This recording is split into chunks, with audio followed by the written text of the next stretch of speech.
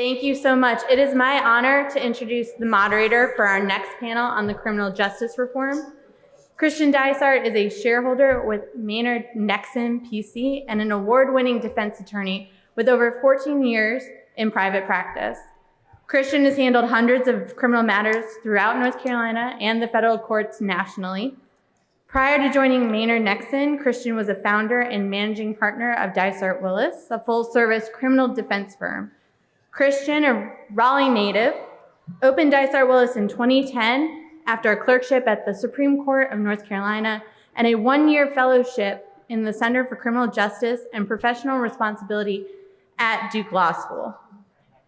In addition to his private practice, Christian is the district representative for the Criminal Justice Panel attorneys, serving as the liaison between the private practice attorneys, the Federal Defender's Office, and the judiciary in the Eastern District of North Carolina. He has served in this capacity for more than 8 years after having been selected by the current and 2 former federal chief district court judges. In 2020, Christian was appointed by the United States District Court as chair of the United States Magistrate Judge Selection Committee. We are clearly very lucky to have Christian here leading us in this panel on criminal justice reform. Please give Christian a warm welcome. Thank you.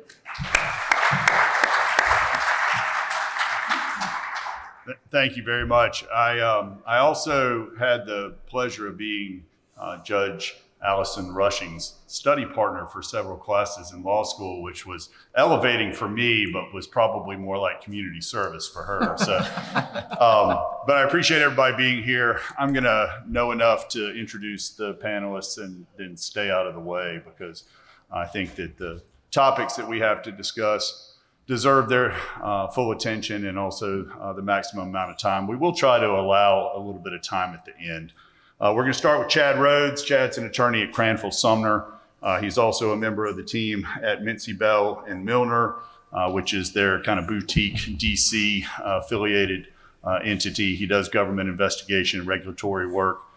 He also, and we knew each other first from his time at the U.S. Attorney's Office, where he was prosecuting crimes in the Eastern District of North Carolina.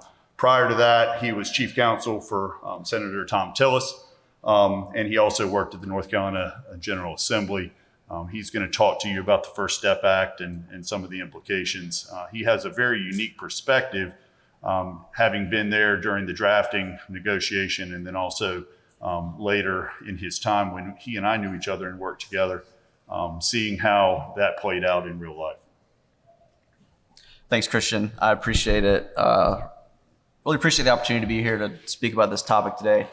Gave me an opportunity to kind of go back to the Senate days and reevaluate what happened there. It occurred to me as I was writing these remarks and reviewing this morning, this is kind of the first time I've been able to speak freely about some of this stuff, because I was hindered by, being an employee of a senator and then, being an employee of the Department of Justice. And so I had some more canned remarks prepared, but I think I'm going to put those aside and speak more freely with you all. So if I get off topic, Justice Martin, just kind of give me a poke, make sure that I stay on board here.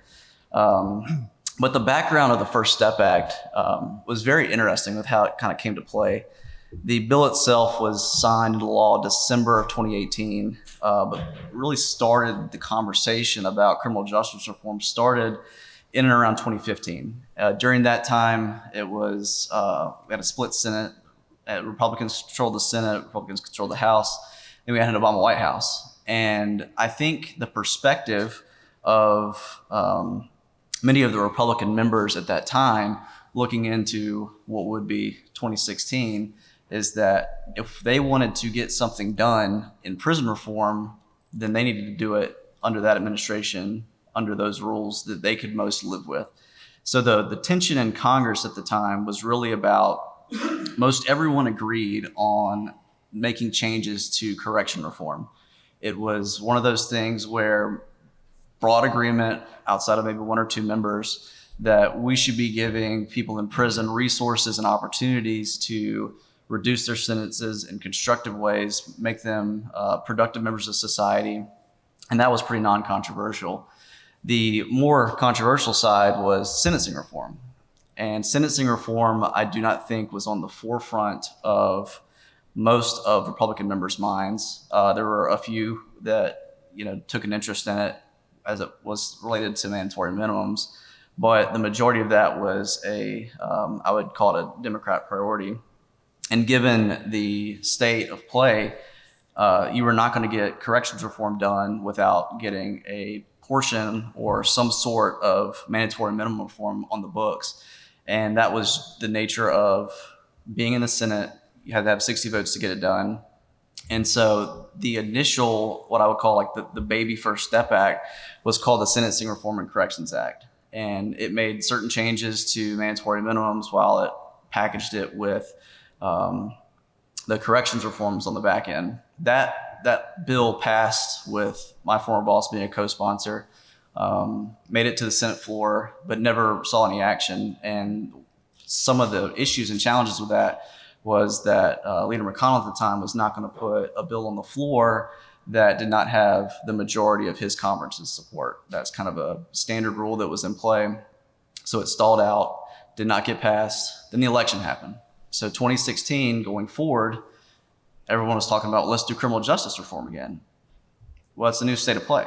You have a new administration, a new DOJ that has different priorities.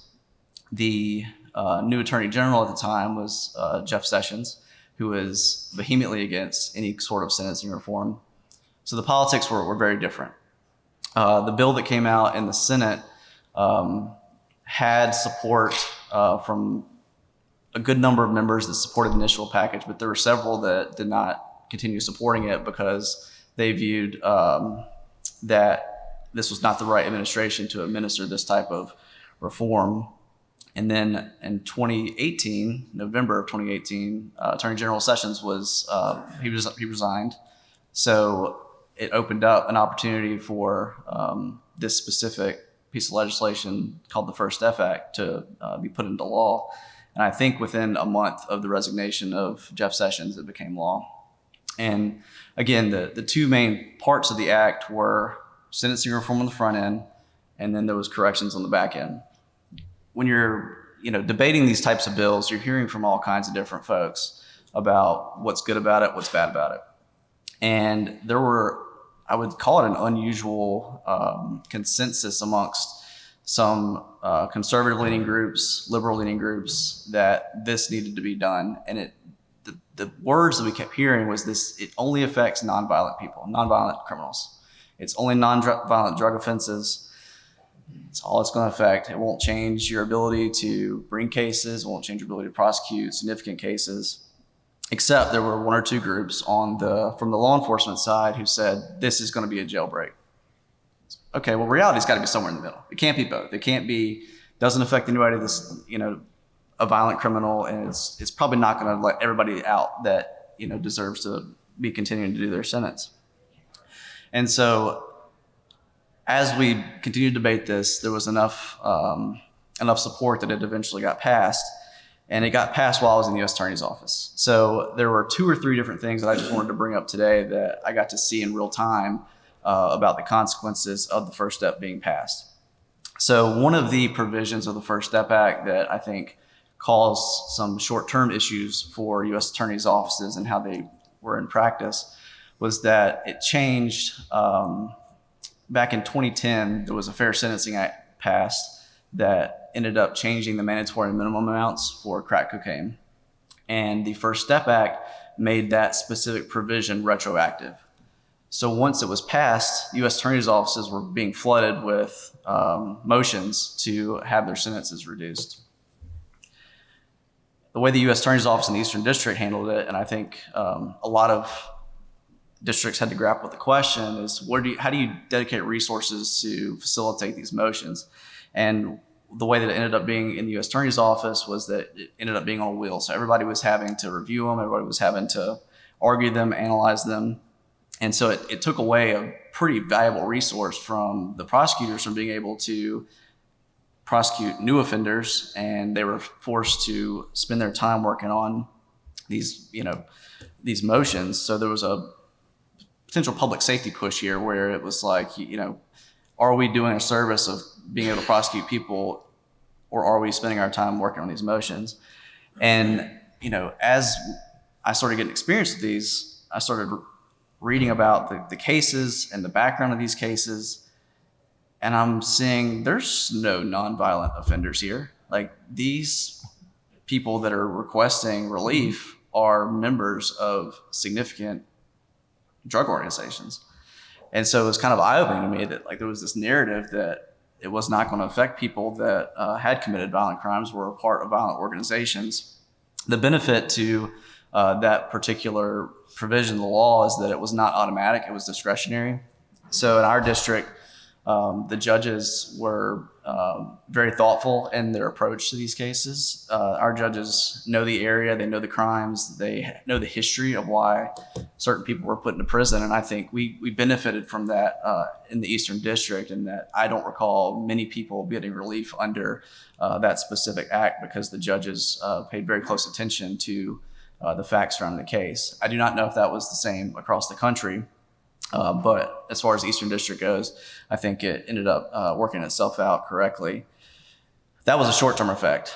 One of the longer-term effects that we dealt with was a provision in the law reduced certain mandatory minimums for drug offenses by 5 years. So if someone is convicted of a 10-year offense, then their subsequent conviction would be a mandatory 20 years if they committed a previous drug offense. Drug offense was defined back prior to the First Step Act as a felony drug offense. Well, as part of the First Step Act, they changed the definition to say that the person who had the prior drug offense had to have served a year in prison, and the maximum penalty for that offense would have to have been 10 years. And Andrew Murray's on this panel, and Andrew, I think, would speak to this. That took a very big chunk of what could be a negotiating piece or a prosecutorial decision, because very few North Carolina laws will meet that criteria. When you're a federal prosecutor, we had the benefit of reviewing these cases as they come in, testing the strength of the case. We decided what to prosecute and what not. So as part of that, you're not only looking at the strength of the evidence in your specific case, but you're looking at the path down of how the case is going to be resolved.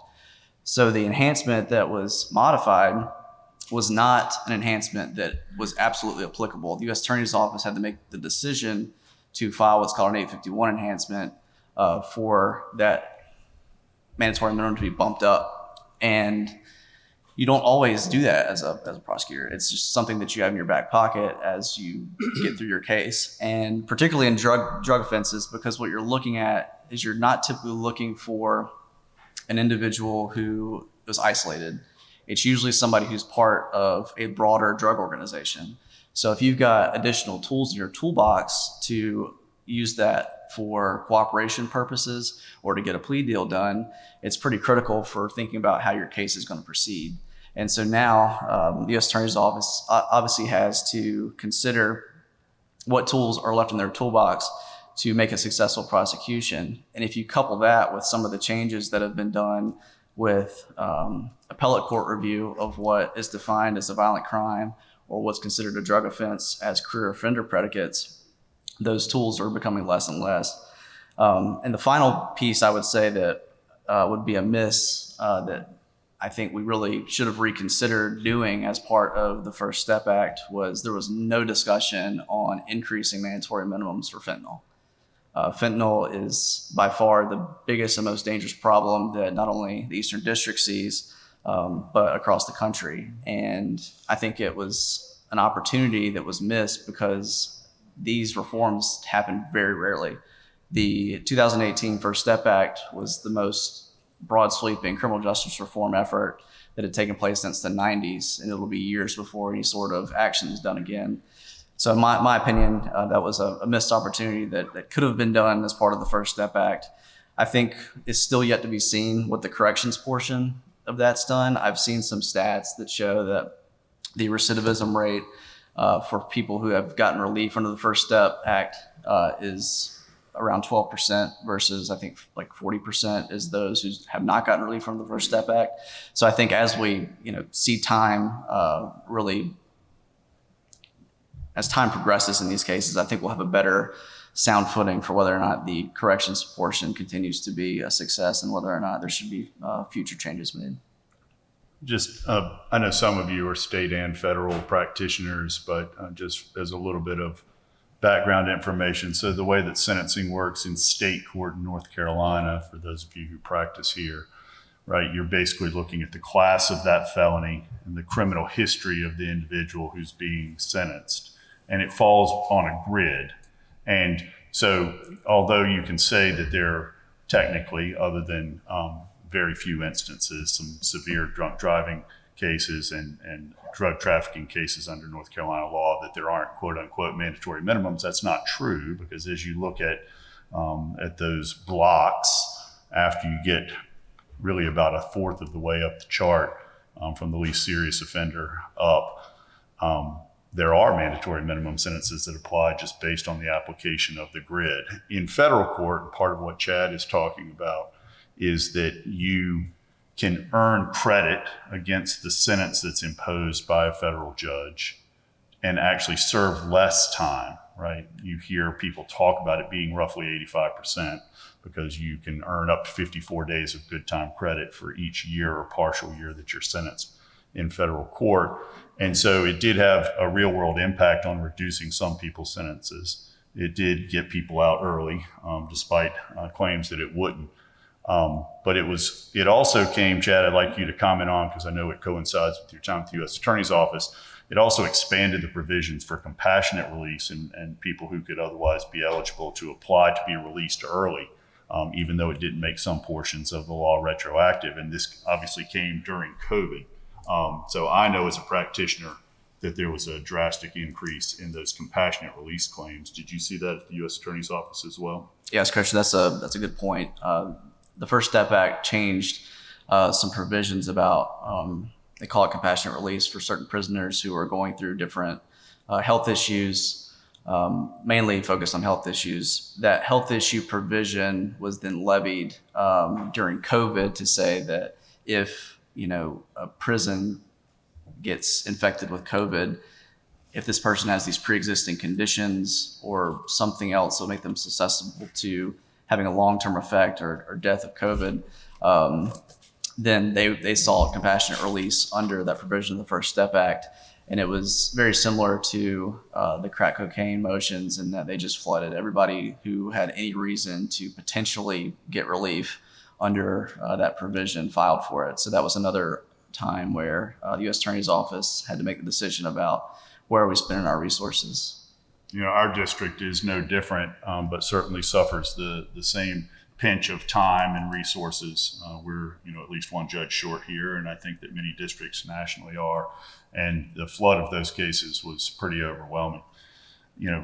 Historically and nationally, about 95 to 97% of people end up pleading guilty in the federal system because the mandatory minimum sentences that are discretionary for the U.S. Attorney's Office and so many other factors encourage them to do so. One of the things that I think was probably the greatest benefit, and I say that again through the filter of being a defense attorney, but the expansion of the safety valve provision, I think was an appropriate one. So the safety valve, just so that y'all know, can make it so that people would otherwise be eligible for a mandatory minimum sentence if they meet certain criteria, that they could potentially be sentenced below that mandatory minimum. So it would give the judge discretion back to sentence below that mandatory minimum. But those things that they have to hit are no violence, no firearm. They can't be an organizer or leader. They have to cooperate, right? And we joke in our shop that everybody in prison either cooperated or wished that he or she did, right? That's the reality of the world that we live in. And so that's an important tool for the prosecutor. But the other factor was that originally, prior to this amendment, prior to the First Step Act, you could only have one criminal history point. And you could end up with one criminal history point literally for a traffic offense. And so they expanded that. Can you talk about that just a little bit? Sure. I do think that provision was of balance. I think that there are people that get caught up in the system that make a one-time mistake. They decide they want to go, carry a kilo of cocaine for somebody and they have no criminal history. And so I think that expansion of the safety valve was something that was equitable and fair. I will say too, and I did not mention this part, that I thought was a good provision as a fairness, in a fairness context, was prior to the First Step Act, if you committed a crime using a firearm, it was substantial if it was charged. And if you did it multiple times, it became a real problem for the defendant. So if you were to go rob a gas station 3 times in a row on the same day using a firearm, they had, it was called 924 stacking. So a 924 stacking provision prior to the First Step Act was the first one is a mandatory minimum of 5 years. The second one is a mandatory minimum of 25 years. And the third was another 25 years. And so someone's looking, at over 50 years in prison for a one-time crime spree. And the First Step Act made changes to say that, you could not be punished to that extreme level. You could still get mandatory minimum stacked on top, but it didn't escalate. So it went from a 5-5 or 5-25-25 to a 5-5-5, which I thought was a meaningful change that I think eventually the Supreme Court would have struck that down anyway. It also had the impact of making it easier to get cases resolved by plea as a practitioner, right? It was very difficult to get people to sign on. I had a client one time who had committed back-to-back robberies within an hour of each other, and the only option at the time was to plead to 30 years minimum. And that was a difficult pill for him to swallow. He would have done it if it was for a 10-year minimum under the change. I'm going to now move to the Honorable Mark Martin. I met Justice Martin when I was clerking at the Supreme Court of North Carolina. We had good times there together. He was also a North Carolina Superior Court judge, judge on the Court of Appeals. He went on to become the Chief Justice of our Supreme Court and is now the founding dean and professor of law at the Kenneth F. Kahn School of Law at High Point University. I've known Justice Martin for a very long time. I'm excited that you're here, and he's going to talk about raise the age. Like Chad, he's in a unique position who have been there at the beginning and can comment on its infancy all the way through how it has impacted North Carolina. Thank you, Christian. I too am happy to be here today. I know we're in this after lunch slot, so hopefully we can mix it up a bit and keep everyone fully attentive. I know this is our third year of having these meetings at a state level. My own perspective is that they've been just terrifically successful. And I told our president, Gene Meyer, that how much we were enjoying these state level convenings. Judge Numbers kind of posed a question to us earlier today when he was introducing the program is, should we have further criminal justice reform? And I think the answer to that is not unless we preserve public safety. And I want to throw a few just considerations for each of you to be thinking about as we work through this panel this afternoon. And I think they're very important. I think the polar star must always be public safety. I think we also need to consider public expectations. And finally, a couple words you don't hear very much anymore: moral responsibility. And then finally, logic and experience. So in 1919, in this state, they decided that you should be an adult for criminal justice purposes when you turn 16. It was not an evidence-based decision. There were no metrics. It was simply the feeling at the time that 16 would be the best age for criminal responsibility in adult court. The concept of moving 16 and 17-year-olds back to juvenile court really began in earnest in this state in the 1990s. But it essentially went nowhere because on the one hand, you had enthusiasts for juvenile justice reform who felt, well, look, every case for a 16 and 17-year-old needs to go in juvenile court, even if it's murder one. And of course, for most of us, we're looking at that assertion and realizing that, well, number one, that's not logical. Number two, that's really not the experience we've had of what will work effectively as a deterrence for that crime, as well as other assaultive crimes. So we found ourselves at a point by the time we get to the 20 teens where 48 states have moved 16 and 17-year-old offenses to juvenile court. So I'm in the Conference of Chief Justices, and the two states that have not done so are New York State and our state, North Carolina. So the Chief Judge of New York looks at me and says, "We're going to get it done before you do." And he was very confident of that assertion. Of course, they had some problems at Rikers and other things you hear about. And so the reality of it is that he did get a gubernatorial executive order done before us, but then we had a more comprehensive change that took place. So why was this something that we thought should merit consideration? Well, I convened an administration, commission on the administration of law and justice for the very reason that Chad says. It's very rare that we take a look at these issues. I know in the Federalist Society, we've had an Article I project trying to enhance the functionality of Congress. But it's also no secret that at times the functionality of state legislative bodies are not keeping up with areas of the law and making sure that we have logic in how these provisions actually operate. So I appointed former federal judge Bill Webb to chair the criminal justice section of the commission. This is one of 5 areas that we were investigating. And it was not juvenile justice issues were certainly one of the issues, but my mandate to this subcommittee is let's take a look at our system, see what's working well, see what's not working well. And we all know that criminal justice reform initiatives are going to arise from time to time. And so I'm so pleased that our organization is looking at these issues. What's going to happen if we're not at the table? We've seen that many times on a lot of initiatives. So at the end of the commission, the thought was, let's see if we can get everybody in a room and actually agree on a few fundamentals. Because in the past, what had happened, and I know this happens in Congress too, if we don't have some degree of consensus, you'll have a report that'll go over, but there'll be a lot of phone calls that go around that report, and all of a sudden you have a lot of different voices that are transmitted to the legislative body, legislative staff. And normally that just kind of freezes the process. And that's what had happened before. So we were able to get everybody together. We asked the School of Government for the actual metrics of what are we facing in this state. And what we learned is that only 3% of these offenses were violent. We had a lot of 16 and 17-year-old crime, which was the $5 pendant you steal at the mall.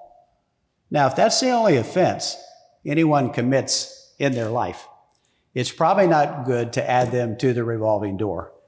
Let's give, after that one strike, that one chance, if they're willing to turn things around, let's not spend $28,000 a year or more to ultimately house this person because we don't give them this opportunity with a lot of limitations to make some better choices. So basically, we went to the General Assembly and we said, we have some problems here. We now have 49 states that generally everything that happens with 16 and 17-year-olds is done in secrecy. It is done without becoming public. And when I talked to the Chamber of Commerce, just to share the story and the conundrum that they found themselves in, you had 4 college graduates, and they could be from any of the other 49 states, but we'll make it kind of a fun little Southeastern hypothetical here. All 4 college graduates have applied for a job at IBM. The graduates from Tennessee, Virginia, and South Carolina all had the benefit of juvenile court, a secret, essentially secret process that involves the family with the juvenile trying to get better outcomes. Our state charges for a 16-year-old went on the internet. Now think about that aspect of technology. The internet had not always been a factor, but now we were putting very minor, non-assaultive charges on the internet, and they followed that juvenile. So here's the end of my little story. The young person from our state, even if he or she had excellent marks from college, much like the young people from Tennessee, Virginia, and South Carolina, our young person invariably would not get the job. Because even though the charges were 5, 6, 7 years before, with the proliferation of negligent hiring and retention theories and kind of the emergence of common law liability in this area, employers were engaging in risk management and saying, well, we can't hire this one because we see this charge on the record from 5 years ago when they were 16 or 17. So that was one of the problems that we faced. And this is not an evidence-based aspect, but I can't tell you the number of times that I would get phone calls from parents around our state who would say, you know, Johnny had one little problem in high school. You know, he stole something from the gym, and they decided to refer that to the district attorney. And now we've sent Johnny to Chapel Hill, and he's having a real hard time getting a job. So that's, I think, where logic and experience have to be considered. So in 2017, and I like to refer to this as raise the age one, the Senate unanimously, the House near unanimously passed raise the age. And this provided that for these 97% of the nonviolent offenses that they would go to juvenile court. Now, you know, we had a study commission. We were not in the General Assembly writing this law. And I'll later talk about an amendment that I think should have been a part of the original bill. And that is, you know, A through E felonies, murder, other rape, assaultive felonies. They should have been placed in adult court to begin with. They should have been kept in adult court, I guess the best way to characterize it. But that's not how the bill was initially drafted. And there was a transfer provision to remove these violent assaultive offenses from juvenile court to superior court. You know, it's hard to implement a new program. And I think about the difference between intent on the one hand and administration of law on the other. And I think there were a lot of issues that arose with raise the age that the handling of juvenile cases are more expensive than adult disposition. And so we hit a lot of issues related on a practical side that perhaps could have been avoided. But on the positive side, when I checked back on the statistics, from 2018 to 2023, there was about a 50% reduction in juvenile referrals. Now, that doesn't mean that those that remained were not a lot of violent offenses, and we have to keep that in mind. There was also a spike after the pandemic. Children had been kept at home for a significant period of time, and then when they went back to school, I think their social skills had deteriorated somewhat, and we did have a spike in juvenile cases after that point. So let's go to raise the age 2 here. The law began, its effective date was in 2019. And this is after I've left the Office of Chief Justice. There was a sense that for young people whose charges had arisen prior to raise the age, that they should essentially have the same outcome of those who had the benefit of raise the age. So in 2020, the General Assembly, Senate Bill 562, unanimous in both chambers, signed by the governor, was a pathway to expunge nonviolent criminal charges that accrued before raise the age. The reasoning was, if they were going to stay out of prison, we wanted them to have a job. We wanted them to be able to find an apartment. I'm sure I'm not the only one in the room that's had to use their name on a college student application because it's all focused on, you know, credit and criminal history check, et cetera. Now, the reality that we tried to implement an automatic administrative expungement process, and it didn't work very smoothly, so we've had to revise that as well. So that brings us to raise the age 3 in 2024, House Bill 834. And basically, on a definitional basis, there are certain offenses that are excluded from the definition of delinquent juvenile. And these include Class A, B1, B2, C, D, and E felonies. And again, these are violent crimes up to murder. The best rationale for this amendment is right from the bill, and I quote, "The current law before this amendment said that youthful offenders accused of the most serious felonies must be transferred to Superior Court after charges are brought. The new process does away with the transfer requirements for most of these high-grade felonies by trying these young people in adult court to begin with. Well, that should have been how it was done the first stage, but you learn with legislation, you never see perfection in any of our human institutions, and that, of course, is true for our legislative bodies. Because the undeniable reality is that though a fairly small cohort among the 16 and 17-year-old juveniles, we see the emergence of some very extremely violent and dangerous young people.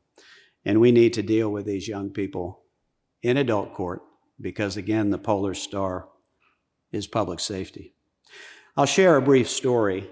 Christian did indicate that I started my judicial career as a Superior Court judge. It was a very sad day when I had a teenager that had cut a victim over 60 times as she tried to withdraw money from an ATM. And all I recall now is that I gave the harshest sentence that I could, because I realized that you cannot have someone out in the community that is attacking innocent citizens in that way. So public safety must always be paramount in all criminal justice initiatives, including criminal justice reform. Protecting the public is the most ancient duty and function of government in itself. And I'll quote from the great Roman statesman and philosopher Cicero: "The safety of the people shall always be the highest law." Thank you, Justice Martin. And as I move now to Andrew Murray, I'm thinking about The Wire. And if you haven't watched The Wire, you should. But there's a real challenge, right, in using young people to commit crimes in a gang setting. Mm-hmm. And so I think that Mr. Murray's in a unique position to talk from a prosecutor's perspective. I will say that he was in the Coast Guard, and before he became a prosecutor, he was a defense lawyer. And I will tell you that in my time, I think that order of things, being a defense lawyer first before becoming a prosecutor, can be really, really helpful in understanding the real world implications of the decisions that are made by government entities. Mr. Murray was the district attorney in Mecklenburg County, so he has the benefit of having worked in one of the largest counties in the state as the chief prosecutor. Then he was appointed by then President Trump to be the U.S. attorney for the Western District of North Carolina. And then he was more recently appointed and has later been reconfirmed as the district attorney for a prosecutorial district out west that includes Henderson, Transylvania. What's your third county? Polk. And Polk counties. So I'm interested to hear your perspective on Chad's work to the extent that you would like to comment on it during your time as the U.S. attorney for the Western District of North Carolina. I'm also interested to hear your comments on raise the age, and I'm sure that everyone in here, and I know that this has come up many times today, but we're thinking about you and your community over the last few weeks. Mm-hmm. Thank you. I appreciate that. My crew is doing well, so thank you for that. So I'm going to start with raise the age, since that was just done by Chief Justice Martin. And so he said that only 3% of juveniles commit violent crime. Well, I will tell you 2.5% of those are in Mecklenburg County.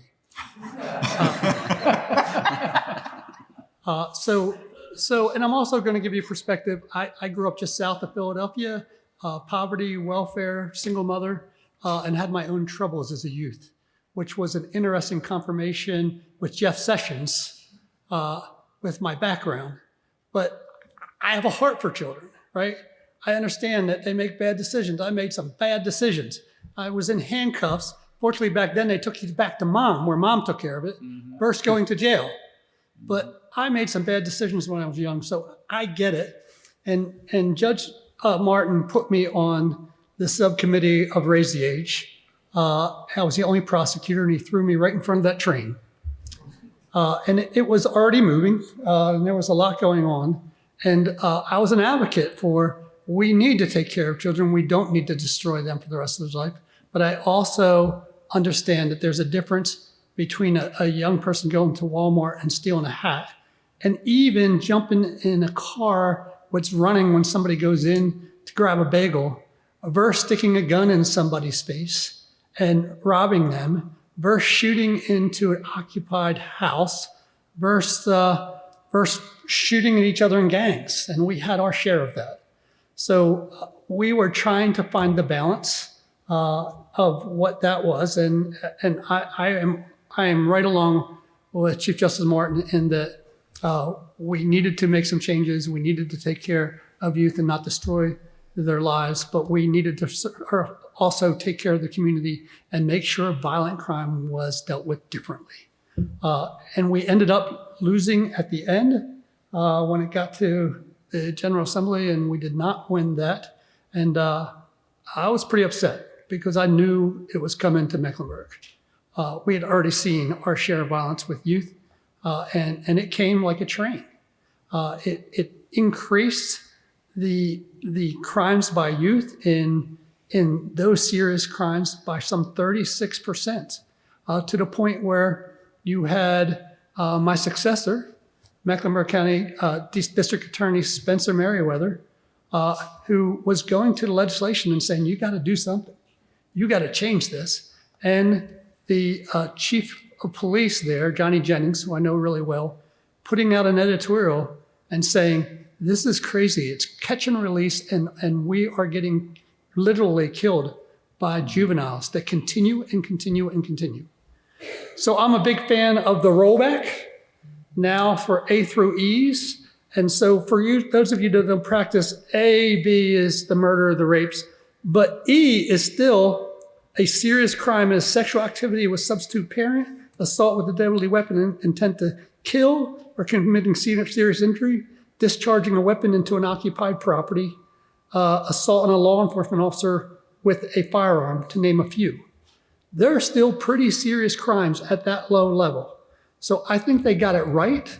There's a difference between going out there and making stupid decisions and committing violent crime.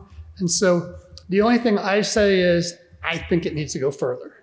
There are young people at the 13, 14, 15 that are committing violent crimes that aren't immediately going. You have to try to bring them up into an adult setting that are committing crimes over and over. And there are those that commit a crime after crime after crime at that age, and they do it with impunity because their attorneys have told them that nothing's going to happen. It's going to be secret, and they'll be done when they're 18. And it's a training ground to me. So I think that we need to have some balance there. If you commit a felony at 13, 14, 15, I don't know, maybe the second time, then it's transferred, or it's the third time. Or on the lower level, if you at 13 to 15 and you committed 5 crimes, and I'm just throwing out a number, but literally in that piece that the chief of police did, he talked about a young juvenile that had 43 crimes, 43 offenses during his juvenile years. And that's just unsatisfactory for protecting the community. So that's my soapbox. I think we need to go a little further to make certain that we're protecting the community. As for the First Step Act, I had the benefit of being a Trump appointee. And as Chad said, after Jeff Sessions left, it was Attorney General Bill Barr. And he was very insightful, and he probed us, all the U.S. attorneys. What do you think about this? Is it going to work? Can we buy onto this? Can we do this? Which I appreciated, and I was surprised. You had 100 Trump appointees, and the consensus was overwhelming that this needed to be done, that we need to change, that we don't need to wholesale put people in jail for life for 2 prior drug offenses, that we need to make some change, and safety valves need to be there, and compassionate relief needs to be in situations where people are older and infirm, and we're sitting there and paying for them. Now, COVID escalated that, and as Chad said, we dealt with the crack change, and it was a major part of my staff dealing with crack change and then dealing with compassionate relief and responding to those. And my staff, truthfully, they thought the sky was falling because they knew these cases and they knew some of these individuals were dangerous. They knew the background, they knew the gangs they were in, they knew where they were running. And so we fought hard to keep those in that we thought should stay in. And the compassionate relief was something that they'd put a lot of time and effort, and it could have been somebody that went into jail at 64 and they got 15 years and they were getting out. And that was a slap in the face to many of them. Now I'm here to say that apparently those that did get out have done well. As Chad said, the recidivism rate for those that came out on the First Step Act is lowered significantly compared to those before. So it's functioned well. The sky wasn't falling.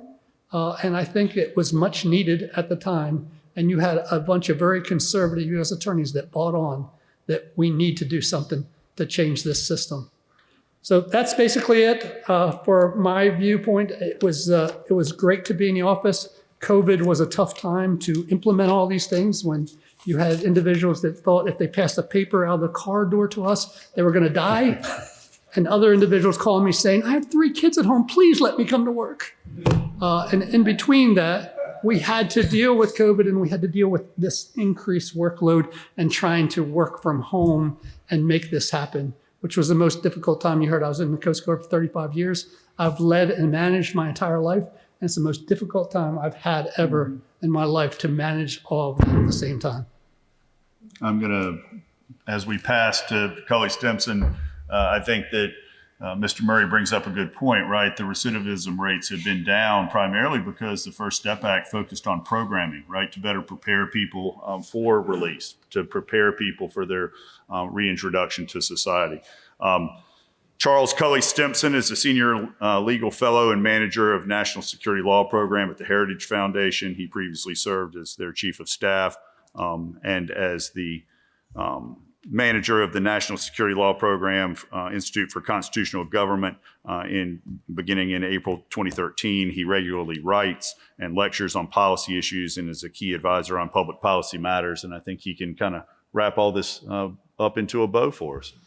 Well, thanks for having me, and I really appreciate it. And like Andrew, I served in one of the sea services in the Navy for 30 years as a JAG, and I was a local state and federal prosecutor doing homicides and violent crimes, and assistant U.S. attorney doing homicides and violent crimes. And I write a lot now at Heritage on criminal justice matters. I've been asked to sort of step back and open the aperture a little bit and talk about the national trends with respect to how the states and state legislatures deal with juveniles who commit violent crime. I wrote a book called Adult Time for Adult Crimes that dealt with the constitutionality of life without parole for juvenile killers and violent teens. And that's been cited in Supreme Court briefs. And I just wrote a book called Rogue Prosecutors, How Radical Soros Lawyers Are Destroying America's Communities.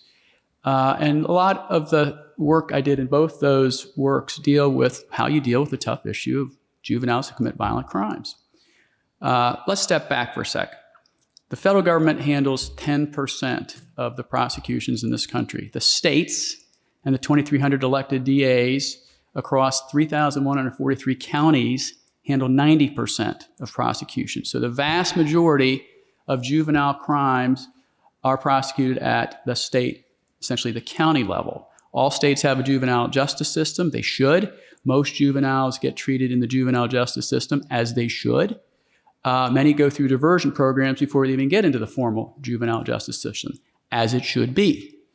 And that's because we believe as a Judeo-Christian nation that people are capable of being redeemed, that young people can be rehabilitated, and that most are capable of being rehabilitated.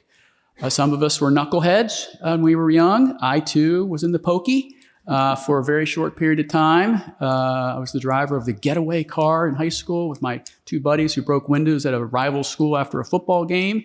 And what did the police officer do? He called my dad and said, do you want to bring him home or you want to come get him? My dad said, he can spend the night. And I spent the night and nothing further happened, right? And you know from your time in the Coast Guard, you handle these problems at the lowest possible level and you learn from that. So I'll take a quick poll. Who here didn't make a mistake as a youth? Right. For the record, two angels and the rest were devils, just for the camera out there. But the issue we've been talking around is this. How do you deal as a state with that small class of juvenile offenders who commit the most violent offenses?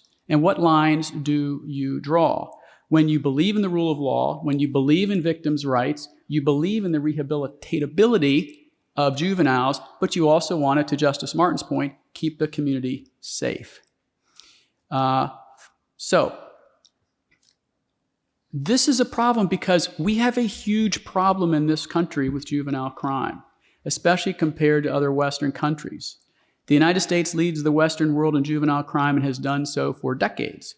Juveniles commit murder, robbery, rape, aggravated assaults, and other serious crimes, particularly violent crimes, that dwarf those of America's international peers. So in my first book, I detailed some of the statistics, and let me tell you about them because those matter. Between 1980 and 2005, 43,621 juveniles were arrested for murder in this country. We had 109,563 juveniles arrested for rape, 278 arrested for robbery, and 1.24 million arrested for aggravated assault. According to the 2002 World Health Organization statistics, the U.S. ranks third in murders committed by youths, and 14th in murders per capita by youths. I know you've all seen My Cousin Vinny. And while legislators from both parties have agreed to raise the age limit of majority to 18 for criminals to be tried as adults, which makes policy sense and is debated properly through the courts and through other mechanisms in the states, activists on the left have been working for decades to undermine common sense criminal justice reform and hoodwink courts and the media all along. And I want to talk about that because you got to think about this as leaders in your state. In 2005, the Supreme Court held in Roper against Simmons that the 8th and 14th Amendments to the Constitution bar the application of the death penalty to offenders who were under the age of 18 when they committed their crimes. In arguing for the abolition of the death penalty for juvenile killers, advocates and amici before the Supreme Court noted that the punishment of life without the possibility of parole, LWOP, was available, was constitutional, and was appropriate. And right after the court issued its decision in Roper, those same advocates pulled a bait and switch. And they then attacked LWOP sentences for juvenile killers, calling it death in prison and a violation of the 8th and 14th Amendments. Now, I was a criminal defense attorney like my colleagues up here. I know how to argue on both sides of the aisle, but this is what's going on. Many of you have followed that line of cases before the high court since then, including Graham and Sullivan out of Florida, Miller against Alabama, and Jones versus Mississippi. But that side has made progress. When they started their assault on juvenile LWOP sentences in 2009, 43 states, the District of Columbia, and the federal government allowed for a sentence of LWOP for juvenile killers. Today, 25 states do. Fortunately, the court didn't buy this or invent an 8th or 14th Amendment prohibition against states offering LWOP for juvenile killers.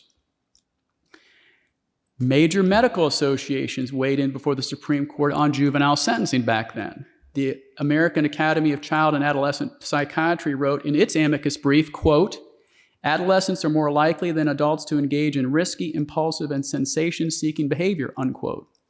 The American Medical Association in their amicus brief wrote, quote, "Adolescents are emotionally volatile and susceptible to stress and peer influences," unquote. The American Psychological Association wrote in their amicus brief before the Supreme Court that, quote, "It is clear that juveniles have trouble planning ahead, weighing consequences of their behavior and emotional regulation," unquote. But those same organizations today tell the Supreme Court that juveniles who want to take puberty blockers as so-called gender-affirming care are perfectly capable of making rational decisions to do so. And that's the issue in the United States versus Scrimeti, where the question there is whether there's an equal protection right to have access to puberty blockers for so-called gender-affirming care. Those medicines, which are being used off-label, have lifelong irreversible consequences and have caused all sorts of problems I'm sure you know about. Yet these medical associations who weigh in regularly in state and federal courts and state legislatures on things like juvenile sentencing want us to take them seriously when they argue that youth brains, on the one hand, aren't developed enough to be held accountable for violent crimes they've committed, but on the other hand, are perfectly well developed to make rational decisions, to take puberty blockers, and of course are perfectly well developed to terminate the life of a child born in their womb. As David Thompson from Cooper and Kirk recently said at a Heritage Supreme Court review event a week or so ago, these major medical associations have become, quote, politicians in white lab coats, unquote. And then there's the huge problem of Soros-funded progressive, or what we call rogue prosecutors, of which there are about 73 across the country. Now, 73 out of 2,300 doesn't sound like a lot, but it accounts for 68% of the population in this country.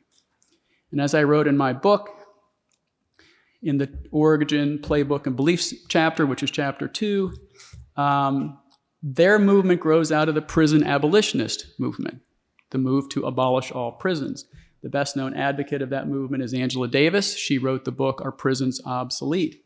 Their movement, which have undercurrents in the juvenile justice reform movement,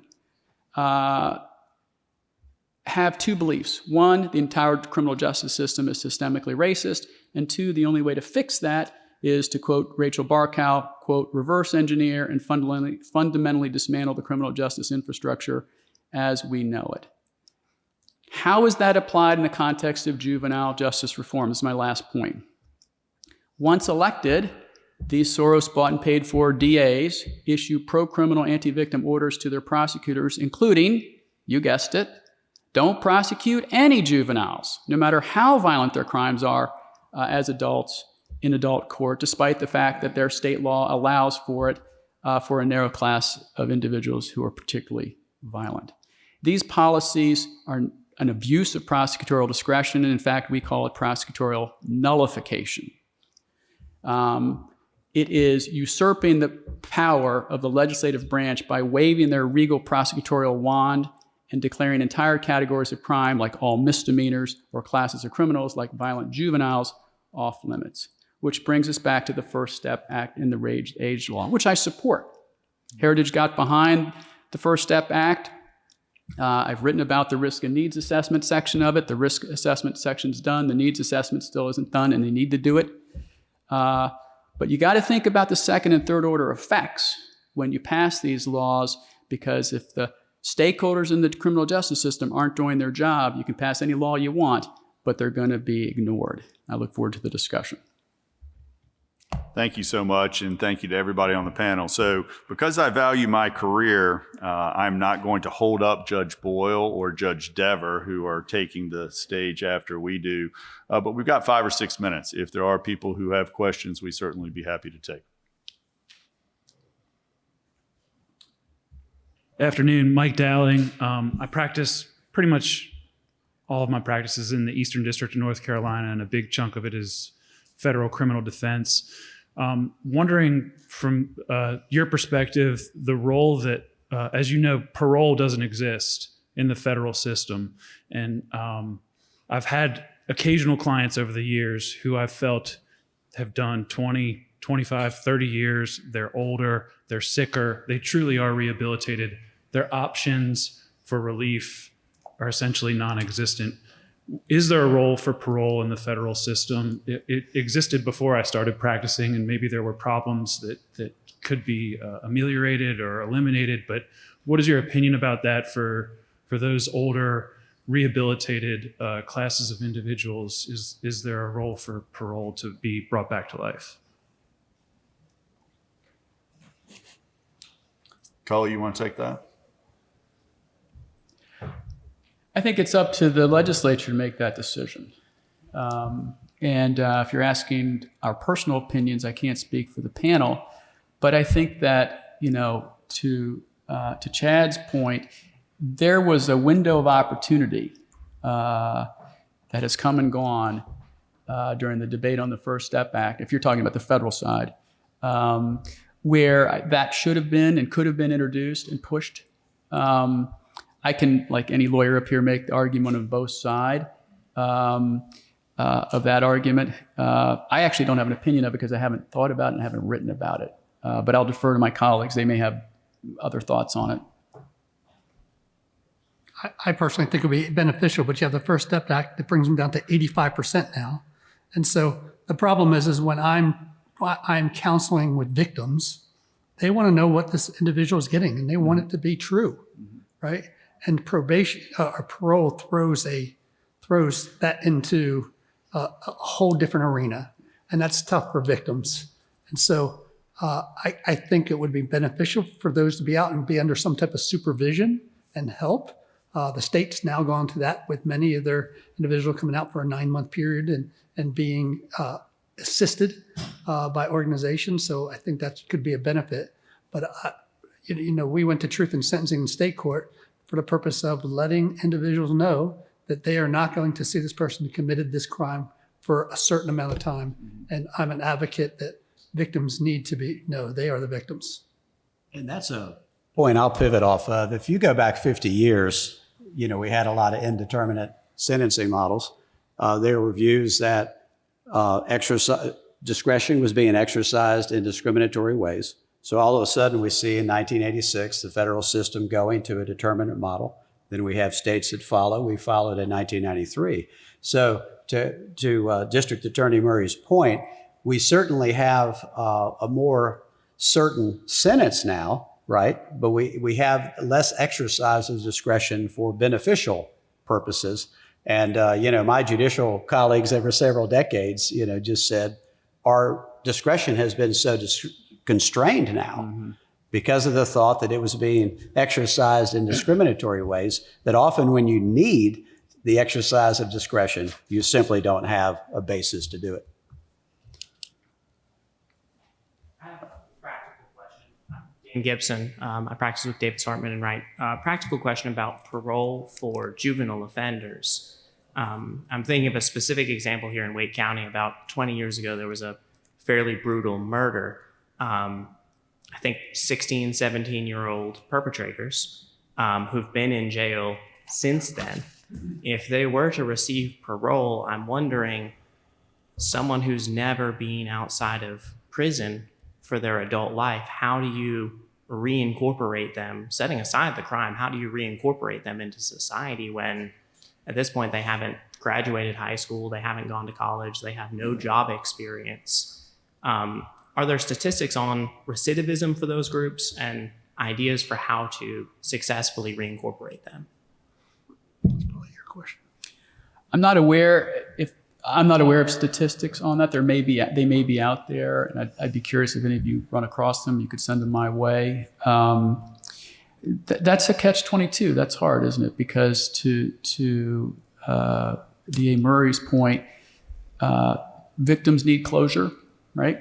You need to know when the sentence is over. But at the same time, you have a person who made a horrible mistake at a very young age, was treated as an adult. The premise of your question is they didn't get a degree or their GED in prison. They didn't take any skills in prison. And I think that's where the needs assessment piece of the First Step Act needs more work. But that only affects, a small number of people who are in the federal system. And so it's up to the state and those of us in the bar in the states, and I'm barred in California and Maryland, to work hard for people like that, to be able to give them the type of skills that they can have a chance of being successful when they get out. But that's a tough situation. But if you kill somebody when you're 17, most states you're going to be treated as an adult. I will take that one higher, and that is, as U.S. Attorney, you have illegal immigrants here that have been here since 3 or 4 years old. They speak English. They've never been to Venezuela or wherever when their parents brought them out. And they're now getting 15 years federal, and then they're getting deported to a country they don't even know and can't probably speak the language. I don't know the answer to that. I think Justice Martin had one comment, and then I want to thank everybody for their time so that we can make way for the next. And I'll make this very brief. It's in response to something Cully said during his remarks. How important what we're doing. These cases, Roper, Graham, it's the ultimate expression of living constitutionalism. The court each time is applying a new rule of decision that didn't even exist when the last case was decided. Reinventing law under the Eighth Amendment each time and applying a new rule that didn't exist the time before. And that's what he was referring to. First, it's the death penalty that's gone, and then it's life without parole. and then it just marches forward with a one-way ratchet. Rest assured, there were spirited dissents in each of those cases. And one of the bases of those dissents is that a lot of these so-called assertions about the nature of juvenile behavior were not even admitted into evidence at the trial court and subjected to the adversarial process. They were inserted into amici briefs at the level of the Supreme Court of the United States. And that is how the law was made. And I'll characterize it as law was made. I want to thank everybody on the panel, thank everybody in the room. We really appreciate your time.